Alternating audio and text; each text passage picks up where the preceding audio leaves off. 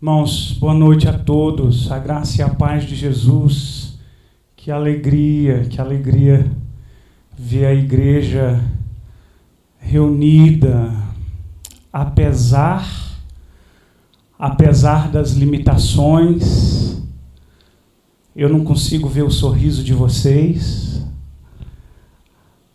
mas é uma alegria nós estarmos aqui na casa do Senhor. É uma alegria nós estarmos aqui para juntos nós cultuarmos ao Senhor.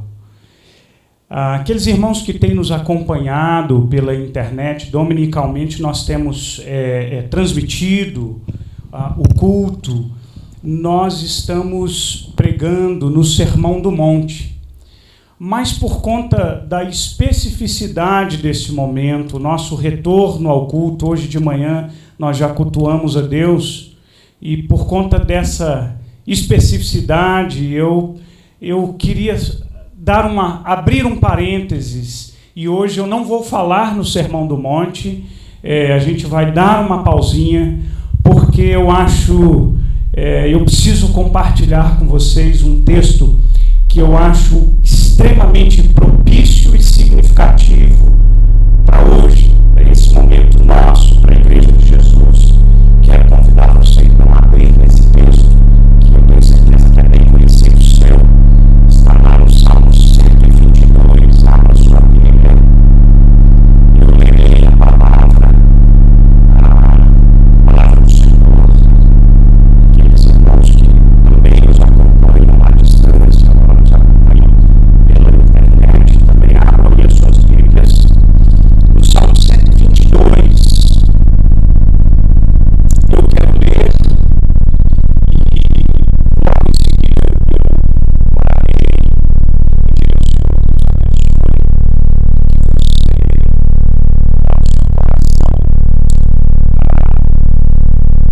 completamente disponível a ouvir a palavra do Senhor. Diz assim a palavra de Deus: alegrei-me quando me disseram, vamos à casa do Senhor. Pararam os nossos pés junto às tuas portas, ó Jerusalém, Jerusalém que estás construída como cidade compacta, para onde sobem as tribos do Senhor, como convém a Israel, para renderem graças ao nome do Senhor. Lá estão os tronos de justiça e os tronos da casa de Davi. Orai pela paz de Jerusalém, sejam prósperos os que te amam. Reine paz dentro dos teus muros e prosperidade nos teus palácios. Por amor dos meus irmãos e amigos, eu peço haja paz em ti. Por amor da casa do Senhor Deus, buscarei o teu bem. Vamos orar ao Senhor? Vamos orar ao Senhor. Deus e Pai querido, nós queremos te render graças por esta hora bendita, pelo privilégio que o Senhor nos dá de estarmos reunidos na casa do Senhor para adorarmos o teu nome. Louvado seja o Senhor. Pai, eu quero pedir ao Senhor, em nome do Senhor Jesus Cristo, que através da direção do Teu Espírito Santo, os nossos corações estão sedentos de ouvir a Tua voz. Como é bom estar aqui. Prepara os nossos corações e usa o Teu Filho como instrumento para falar tão somente aquilo que é a Tua palavra. E que tão somente o nome do Senhor seja glorificado. Em Cristo Jesus que nós oramos. Amém e amém. Irmãos queridos, hoje de manhã o pastor Rafael estava irradiante aqui, depois de praticamente 6 meses, não foi? Vocês não têm mais de 6 meses? Mais de 6 meses. Quem é que um dia imaginou que nós ficaríamos 6 meses sem vir ao culto, não por opção. Eu nunca, dominicalmente, vocês não têm ideia do que é ir para aquele cantinho e pregar para uma igreja vazia. Com exceção dos irmãos do Ministério de Comunicação, normalmente era o Cleiton, o Finger, o Cleilton, que estavam ali filmando a gente. Não. Cadê o povo de Deus? Cadê essa gente? Ontem eu estava celebrando uma cerimônia de casamento e eu estava dizendo para os noivos, quem é que imaginou um casamento? Todo mundo mascarado no casamento. Que coisa inusitada. Mas olha uma coisa que a gente precisa se atentar, irmãos. Esse período, esse momento de pandemia, tudo tão difícil, o mundo virado de cabeça para baixo, o Brasil que já perdeu mais de 140 mil pessoas, 140 mil vidas foram ceifadas somente no solo brasileiro. Vidas, o impacto financeiro em famílias e na vida de pessoas, a gente sem poder se abraçar, a gente distanciado e afetado na nossa rotina. Que coisa mais estranha eu chegar aqui na igreja e a gente dá vontade de abrir os braços para falar com quem a gente ama e daqui a pouco vem uma mãozinha assim na sua frente, né? Essa pandemia precisa ter nos ensinado alguma coisa. Precisa. O John Piper diz que não há sofrimento ou não há tribulação humana que, de alguma forma, não tenha um propósito redentor. E, portanto, nessa pandemia, esse momento me fez pensar em muita coisa. Me fez pensar, por exemplo, naquelas coisas que nós passamos a dar valor, ou dar maior valor, quando da ausência delas. Você já parou para pensar nisso? Quantas coisas na vida que nós paramos e valorizamos muito mais a partir do momento em que nós perdemos. Ou quando ao menos a gente fica privado daquilo que a gente ama. Quando essas pessoas ou estas coisas não estão perto de nós, quando a vida está normal, a gente nem para pensar, porque elas já fazem parte da nossa rotina, nós podemos desfrutar delas, mas quando a gente é privado, a gente percebe o quanto essas coisas são importantes. E para mim o culto, eu nunca imaginei o quanto eu sentiria falta de, junto com vocês, adorar ao Senhor, olhar para vocês e anunciar a palavra do Senhor, falar com os meus irmãos e amigos após a cada culto, saudá-los na paz de Cristo. O quanto isso faz falta?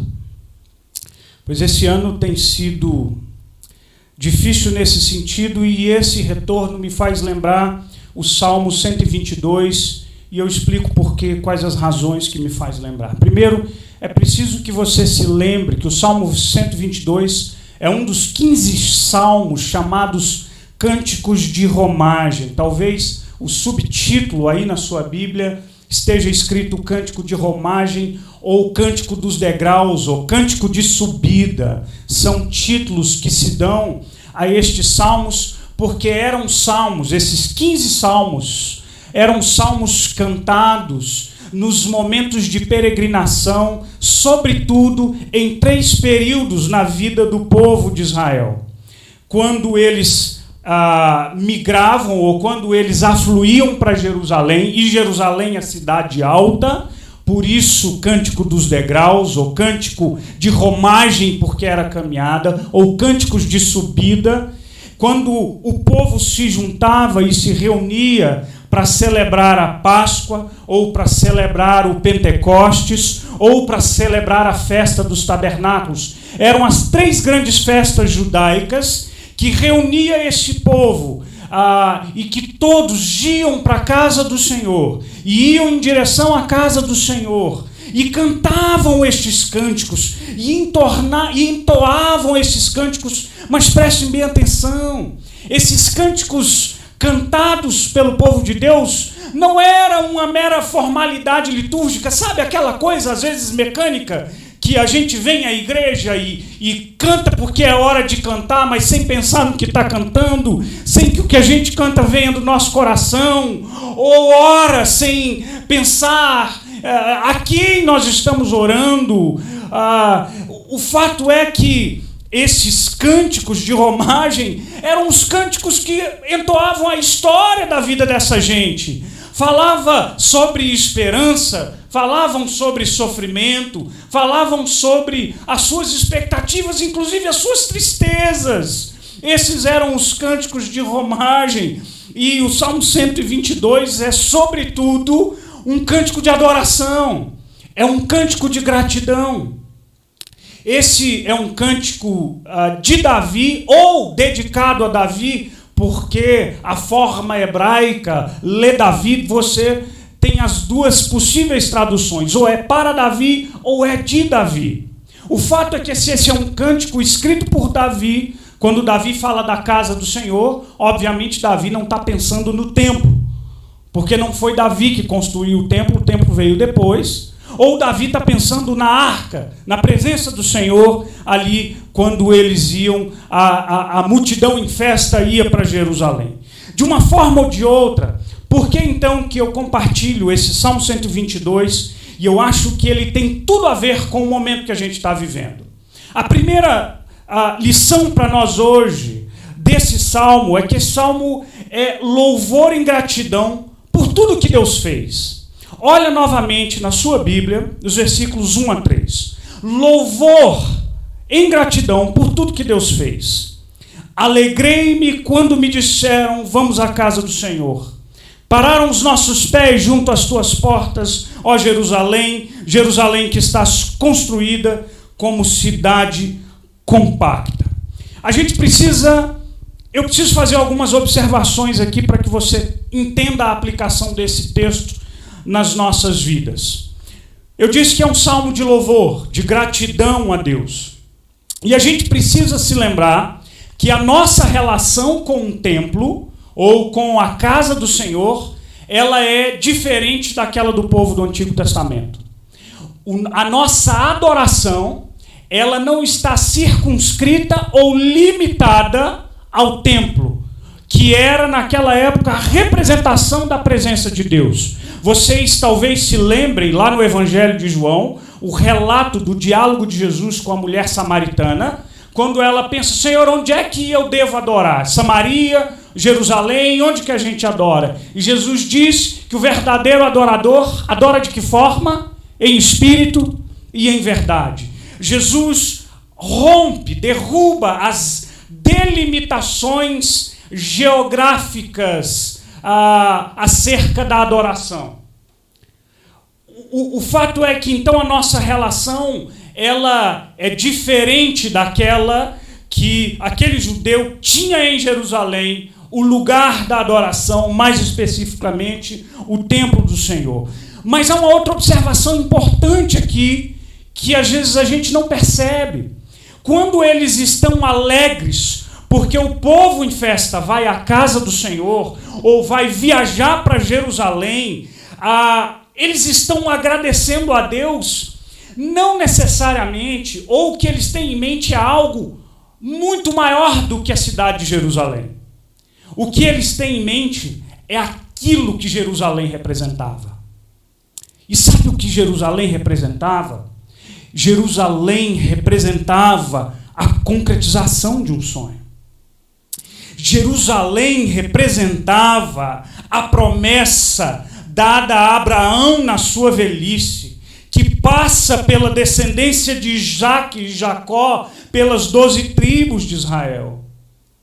Jerusalém é a concretização de um sonho que enfrentou as agruras de um processo migratório que enfrentou as dores de uma espera de 430 anos debaixo de um jugo de escravidão e mais 40 anos de peregrinação e um deserto causticante, quente. Jerusalém representava um sonho que concretizado estava, que precisou superar o combate a gigantes, a incredulidade de um povo. Esse sonho fora nutrido por anos e anos e anos. Então você tem ideia do que é a alegria de um judeu indo para Jerusalém, marchando em multidão, dizendo: nós estamos alegres, porque me disseram, vamos à casa do Senhor. A gente vai para Jerusalém, aquela cidade de Deus, Jerusalém compacta, concreta, construída. É como se a gente estivesse tocando naquele presente que Deus nos prometeu e um sonho que se realizou. Quando eles se alegram e louvam a Deus, eles trazem à mente toda a história de lutas, tribulações, mas de vitórias que Deus havia dado a eles. Lembra-se que eu disse para vocês que os cânticos de romagem eram entoados em 3 situações específicas. A festa da Páscoa, e eu preciso que você se lembre que a Páscoa era a celebração da redenção do povo de Deus, quando eles foram tirados do Egito e foram em direção à terra prometida.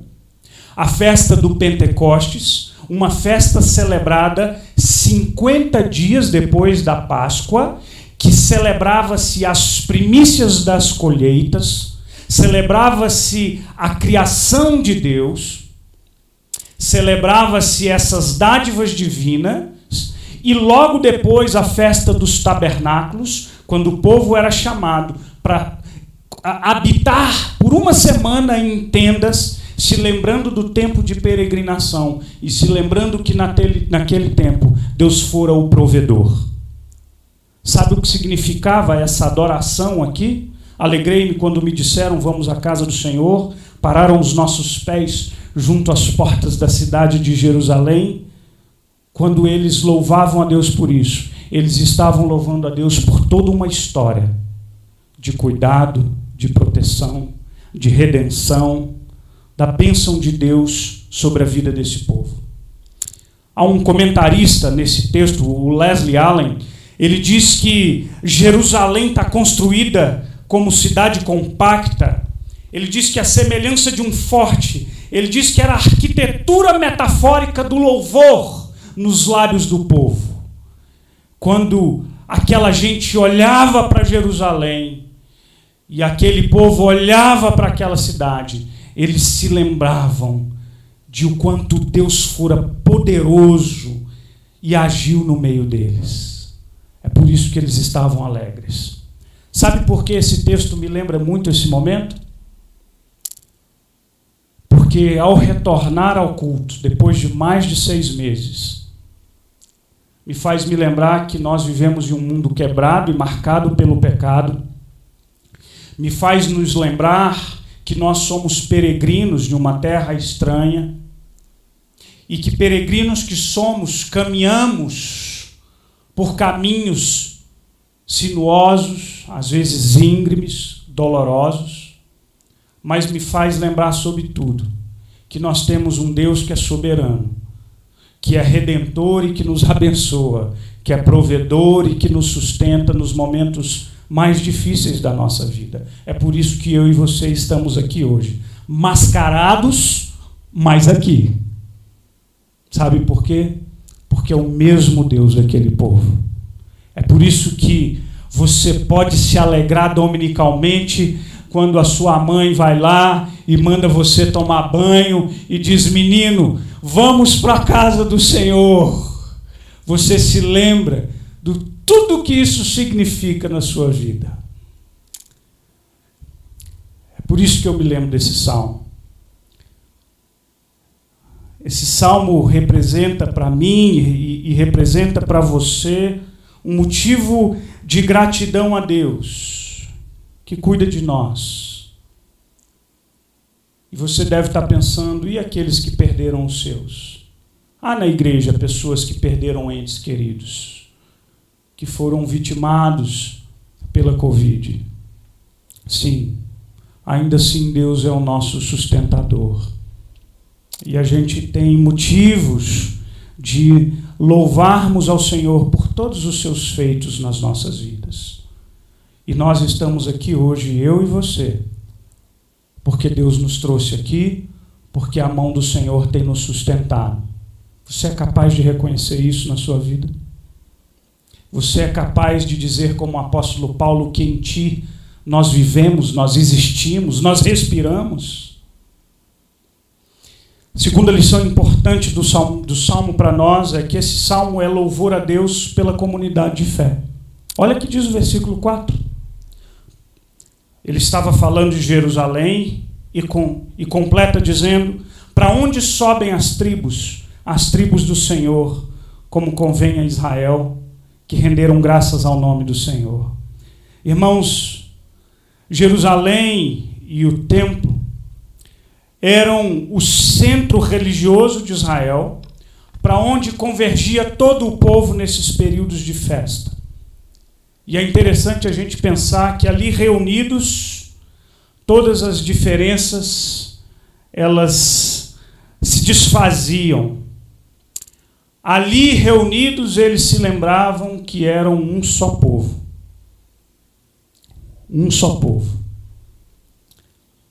E aqueles momentos eram o ápice da comunhão. Ali, aquele povo reunido, pessoas de várias tribos, várias regiões, pessoas de diversas famílias, de diferentes histórias. Agora, eles estavam reunidos diante do mesmo Deus, debaixo do mesmo pacto, desfrutando das mesmas bênçãos de Deus. E o salmista se alegra, porque aquele momento é o momento onde se reúnem as tribos do Senhor para renderem graças ao Senhor. É por isso que a gente se reúne como igreja, porque juntos a gente celebra o mesmo Deus, porque juntos a gente exalta a mesma experiência de redenção, a mesma paixão pelo cuidado, a mesma gratidão pelo cuidador. Por isso que nós nos reunimos aqui. É um salmo de romagem, o 133, que celebra a comunhão, dizendo como é bom e agradável viverem unidos os irmãos. É como óleo precioso sobre a cabeça, o qual desce a barba de Arão, e desce pela gola das suas vestes. É como o orvalho do Hermon, que desce sobre os montes de Sião. Ali ordena o Senhor a bênção e a vida para sempre. Como eu senti falta da gente se reunir. Sabe que a gente foi criado para comunhão. E eu sempre, toda vez que eu estendo a mãozinha para alguém assim, em lugar do abraço, eu me sinto numa falta de educação tremenda, que eu já vou explicando e pedindo desculpa, irmão. Me é uma sensação de que está errado, não está legal. Eu me lembro que no meio da pandemia, a gente, bem naquele ápice, quando Brasília estava aderida ao isolamento, chegou a 70% de adesão, a gente ainda estava, sobretudo, amedrontado e, de fato, a ideia era tentar segurar o pico, né, da pandemia, aquela curva que foi tão falada. Eu me lembro que um momento eu desci com as meninas, a Letícia e a Beatriz, nós íamos, nem me lembro o que, descer com um cachorro, fazer alguma coisa, não me lembro. E eu sei que a gente desceu e elas se depararam com a amiga. E de repente elas abriram os braços e a amiga fez assim, deu a volta e subiu. Na hora, escorreu o pranto. E eu fiquei morrendo de dó. Você percebe que a gente sente falta disso? E você sabe que nos reunirmos hoje aqui, eu repito, o pastor Rafael mencionou hoje de manhã, é para nós uma alegria tão grande. Como me fez falta. Como eu preciso da comunhão com vocês, irmãos. Como eu preciso do olho no olho, como eu preciso do abraço. Como é bom ouvir, a gente está orando por você. Fala para mim, o que substitui?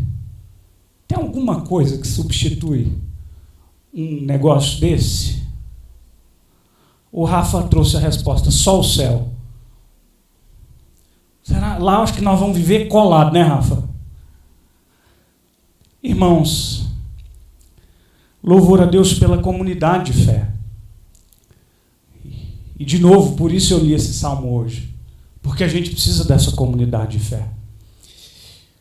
Há uma terceira lição para nós, louvor a Deus, louvor por gratidão pela palavra e pelos decretos de Deus. Olha o versículo 5, vamos caminhar para a gente logo concluir. Versículo 5 diz assim: lá estão, em Jerusalém, lá estão os tronos de justiça e os tronos da casa de Davi. Presta atenção, já disse que Jerusalém era o centro religioso, centro de adoração. E Jerusalém também era o lugar onde habitava o rei, onde as leis eram estabelecidas.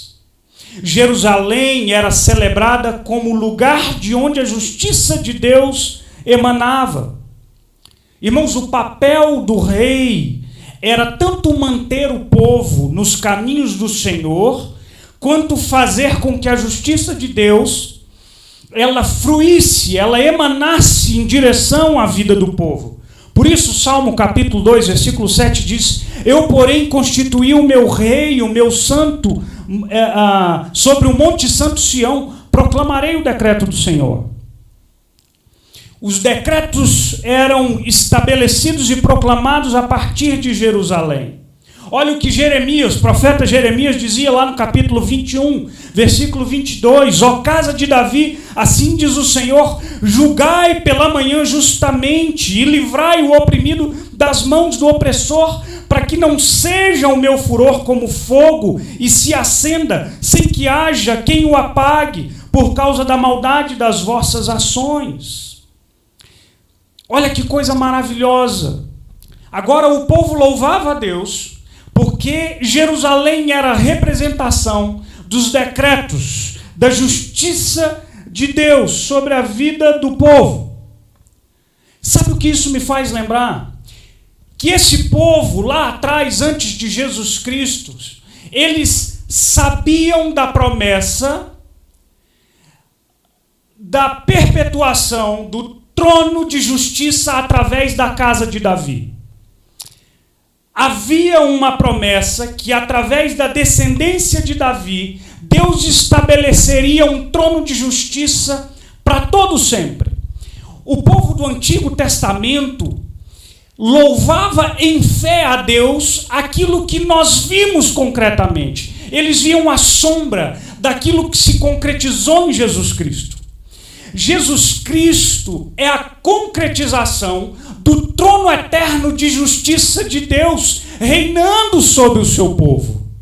Então, quando eu e você olhamos para esse texto e adoramos ao Senhor, os nossos olhos precisam adorar a Deus por seus decretos e pela vida do Senhor Jesus Cristo.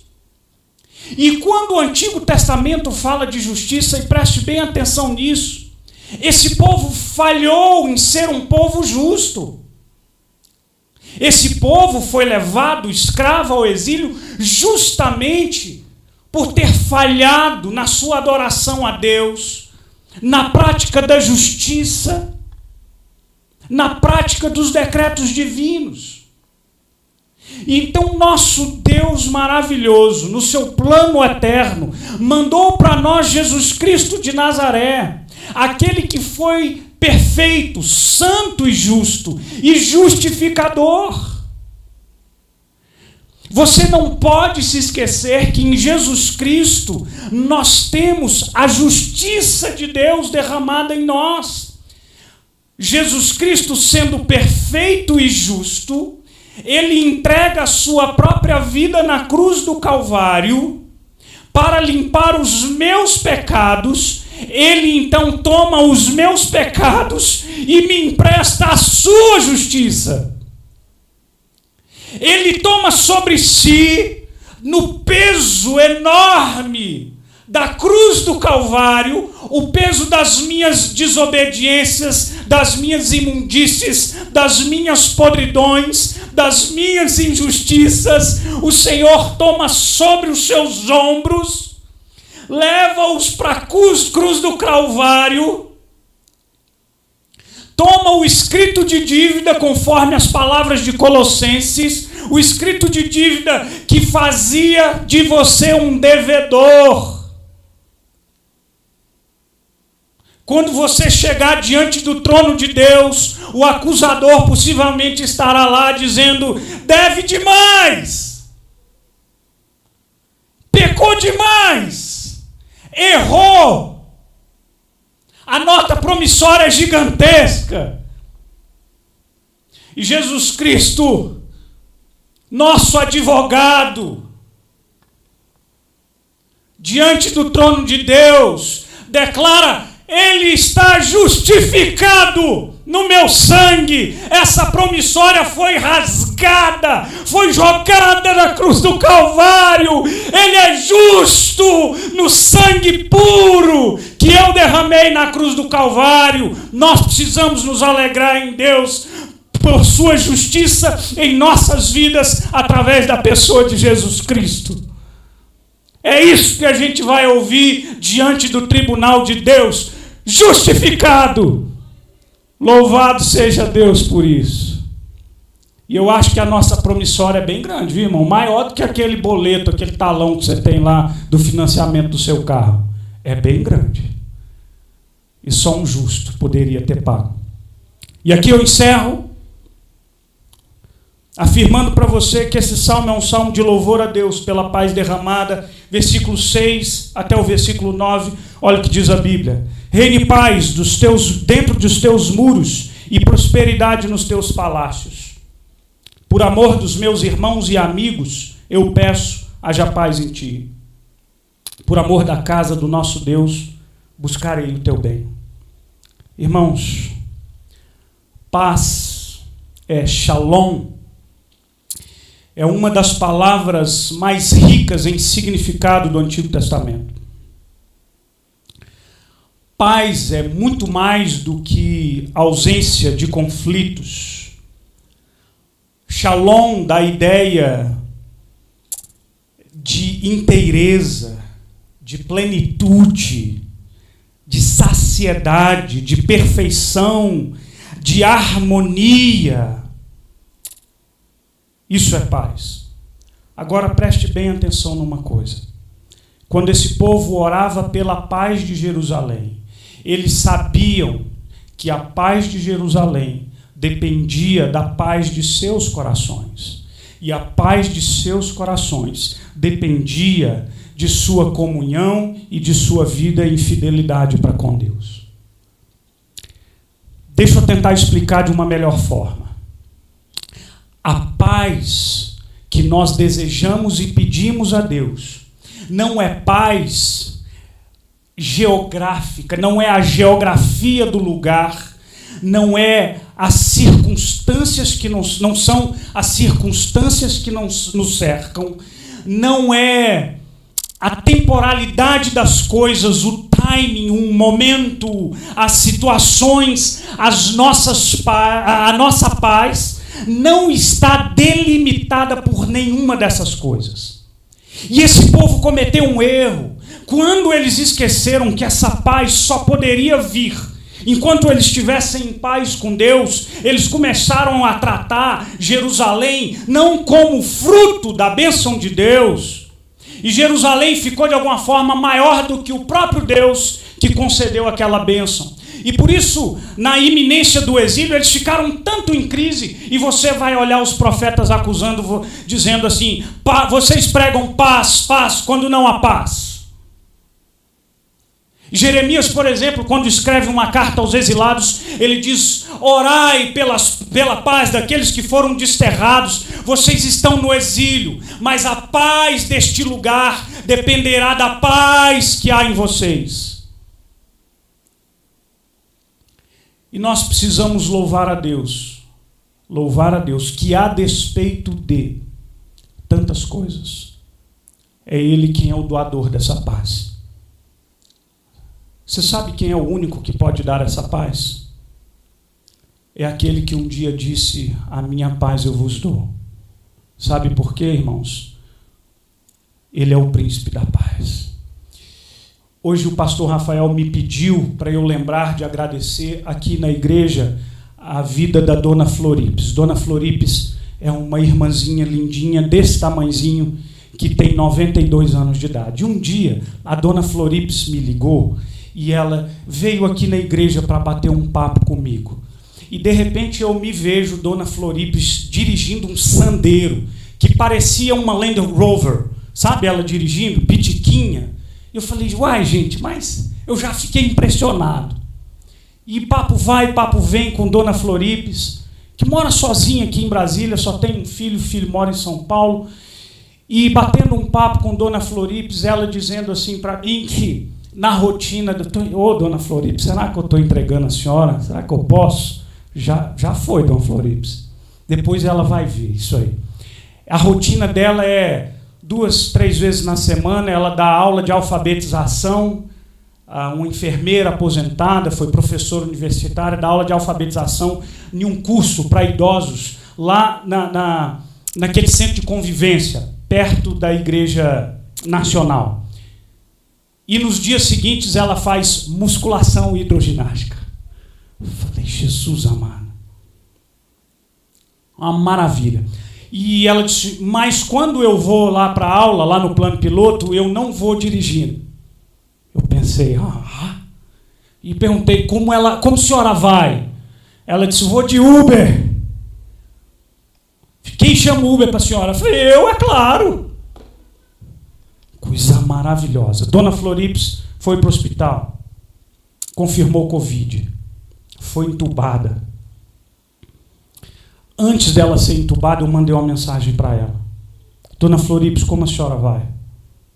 Ela disse assim: pastor, o pessoal diz que eu tenho que ficar isolada, sozinha, mas eles estão enganados. Eu não estou sozinha, não, eu estou acompanhada de Jesus Cristo. É essa paz que eu estou te falando, irmão. É essa paz. É essa paz que Covid não ameaça, que circunstâncias. É essa paz que nem morte, nem vida, nem anjo, nem principado, nem potestade, nem coisas do presente, nem do porvir, nem altura, nem poder, nem coisa alguma pode tirar de nós, porque ela vai além, ela supera cada uma dessas coisas, e é por essa paz que esse povo se alegrava e agradecia ao Senhor. E assim nós oramos: vem, Senhor, a tua paz sobre nós, e nós te louvamos por ela. É essa paz que nos sustenta, porque há dias difíceis, irmãos, há dias maus, há dias turbulentos, e é por isso que eu li esse salmo para você hoje, para quando você lê-lo em casa, você se lembrar do que fora dito aqui. E eu estou falando demais e eu vou encerrar agora, e eu quero orar com você, pedindo que a paz de Deus abençoe seu coração. Feche os seus olhos. Deus querido, Pai Santo, Eterno,